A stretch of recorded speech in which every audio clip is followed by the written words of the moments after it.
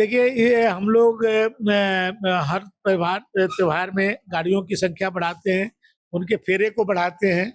अभी आप देखे होंगे कि पिछले दिन रक्षाबंधन में हम लोगों ने 3 दिन का जो है निःशुल्क यात्रा कराए अपनी माताएं बहनों को। उनके साथ एक व्यक्ति जो है पिता के रूप में, भाई के रूप में, परिवार के सदस्य के रूप में, उनको भी निःशुल्क यात्रा, और 98 लाख लोगों ने 3 दिनों में यात्रा किए। और ये दशहरा में, आपके नवरात्र में, क्योंकि लोगों का आवागमन बढ़ जाता है, इसके लिए हम लोग जो है बसों की संख्या बढ़ाते हैं और अतिरिक्त फेरा, जैसे कोई हमारी बस जो है 1 फेरा लगाती है तो उसको 2 फेरा करते हैं, कोई 2 फेरा लगा रही है तो उसको 3 फेरा करते हैं। और क्योंकि ज्यादा से ज्यादा लोगों को जो है आने जाने की जो सुविधा है वो प्राप्त हो सके।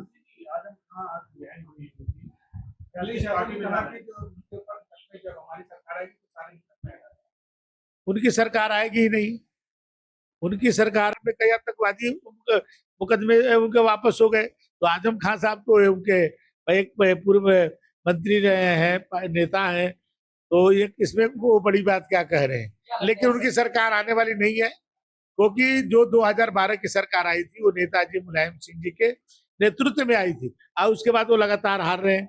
कई 14 में हारे, खुद मुख्यमंत्री थे, 17 में जो है हारे, 19 में बसपा के साथ आए तो वो हारे, तो लगातार हार रहे हैं। 22 में कहते थे 400 सीट पाएंगे, जनता ने जोगी जी को 38 सालों के बाद कोई कोई कोई मुख्यमंत्री दोबारा बना उत्तर प्रदेश में तो योगी आदित्यनाथ जी बने, तो इसलिए वो कोई दोबारा चांस उनको नहीं मिलने वाला। सोशल मीडिया से लग रहा है कि वो पार्टी से वो भंग हो चुका है। क्या लग रहा है, बीजेपी या बीएसपी में शामिल होंगे? नहीं, अभी आप ही लोग के द्वारा कुछ पता चला है कि थोड़ा बीएसपी से नजदीकियां कुछ बढ़ी है, ऐसा आप लोग ही चलाते हैं। राजनीति में कुछ कहा नहीं जा सकता है। जब अखिलेश जी और मायावती जी एक हो सकते हैं, तो आजम खां और मायावती जी एक हो जाते, इसमें कौन बड़ी बात है भाई। सपा और बसपा, ये यही ना कहा जाता है कि पूर्व और पश्चिम दोनों की आइडियोलॉजी अलग है, दोनों के नेताओं में जो है द्वंद्व चलता था, तो 2019 में दोनों मिलकर चुनाव लड़े, तो हमारे मोदी जी जोगी जी की लहर नहीं रोक पाए। तो आजम खान साहब यदि बसपा में जाते हैं या बसपा आजम खान को लेती है तो कोई बड़ी बात नहीं।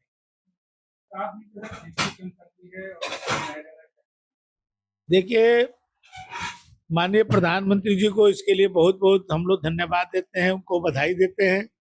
ये बहुत बड़ा क्रांतिकारी कार्य उन्होंने किया है, जिसके कारण जो रोजमर्रा के जो वस्तुएं हैं, जैसे कपड़ा है, जैसे दूध है, अब दूध बच्चों से लेकर के हर व्यक्ति के लिए दूध जरूरी है, उस पर से पूरा टैक्स जो है जीएसटी खत्म हो गया।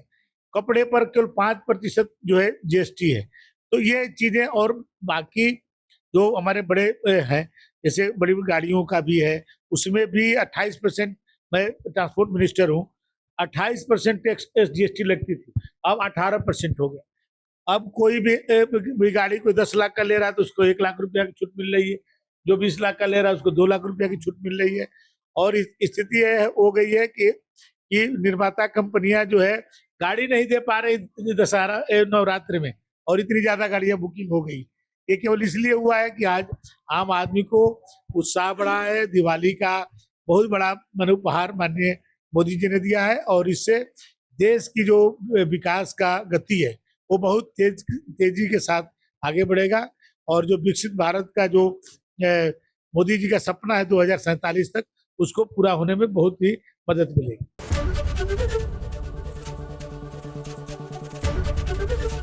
एबीपी गंगा, खबर आपकी, जुबान आपकी।